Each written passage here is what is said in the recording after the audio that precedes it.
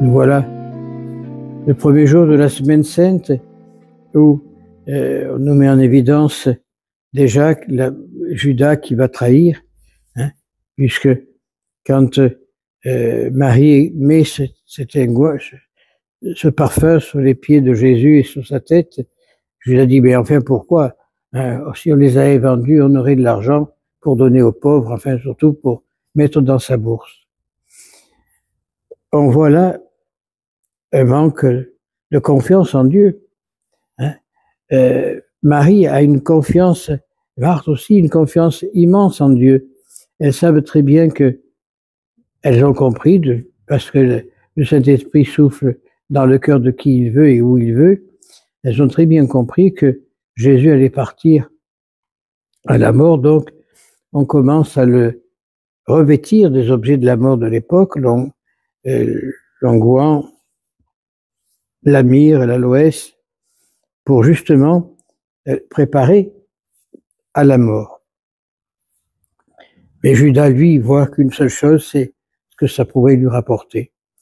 Alors, nous, avons-nous vraiment confiance en Dieu? Sommes-nous sûrs de cette confiance? Ou avons-nous des moments où, oui, ça va pas, ça va? Non. Quand on a confiance, on ne trahit pas. Quand on a confiance, on est dans la droiture et dans la vérité. Et dès que quelqu'un prend un chemin séparé pour dire n'importe quoi, la confiance est rompue. Et quand la confiance est rompue, c'est long à la récupérer. Et ben, c'est pareil pour Dieu lorsque on lui ment, lorsqu'on le trompe par n'importe quel subterfuge, eh bien, il faut du temps avant de récupérer cette confiance que Dieu nous a donnée. Et Dieu n'aura plus confiance en nous. Hein? Comment peut-on avoir confiance en quelqu'un qui ment? Comment peut-on avoir confiance à quelqu'un qui trompe? Comment peut-on avoir confiance à quelqu'un qui vole? Comme Judas. Mais au moins Judas, il a eu dans sa traîtrise un regret. Il est allé se pendre. Je ne dis pas que ceux qui trahissent doivent aller se pendre, alors tous les arbres seraient pleins de cadavres. Non, mais l'honnêteté commence par la confiance. Et si on n'a pas d'honnêteté, on ne peut pas avoir confiance. Comment peut-on dire aux gens, ah oui, mais il faut faire comme ça quand on fait le contraire? Comment peut-on dire aux fidèles, soyez droits lorsqu'on est tordu? Comment peut-on dire aux gens, la vérité, elle est ici lorsqu'on fait autre chose? Si le monde va mal aujourd'hui, c'est à cause de ça. Hein? Quand on voit que on donne des millions et des millions d'euros à Zelensky, le faux président, puisqu'il n'a jamais été élu président d'Ukraine, il s'est autoproclamé, et qu'avec l'argent qu'on lui donne pour soutenir le peuple, il achète des propriétés dans le monde entier. Il a acheté un château en France, il a acheté une station de ski dans le sud de la France, il vient d'acheter un palais à Milan. Avec quel argent? Avec l'argent qu'il détourne. Comment peut-on avoir confiance à cet homme? Comment le peuple peut-il le suivre? Alors, il raconte des fables, des belles fables. Oui, non, c'est pas ça, c'est de l'argent de ceci, cela.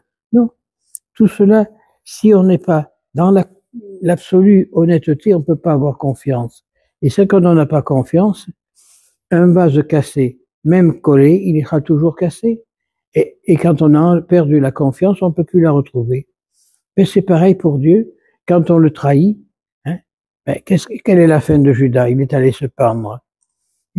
Et où il est aujourd'hui? En enfer. Pourquoi? Parce qu'il a trahi Dieu, il a vendu Jésus. Mais nous, c'est pareil. Si on n'est pas capable d'être droit, si on n'est pas capable d'être honnête, quelle confiance peut-on avoir? On peut être un grand personnage, mais si on n'a pas de confiance, on n'est rien. Et ça, c'est très grave. C'est très grave parce que on peut rien construire sans la confiance. Hein? Et si, à l'heure actuelle, tout se détruit, c'est parce qu'il n'y a pas de confiance. Alors, on a beau faire des beaux sermons, on a beau dire de belles choses, mais sans la confiance, on n'est rien. Parce que la confiance, c'est la base de toute chose, la base de toute relation. La confiance, c'est la base de l'amour. La confiance, c'est la base de la vérité. Alors, lundi de la Semaine Sainte, demandons au Seigneur qu'il nous fasse comprendre le sens propre de la confiance, le sens véritable de la confiance, pour pouvoir vraiment bénéficier des grâces de la résurrection.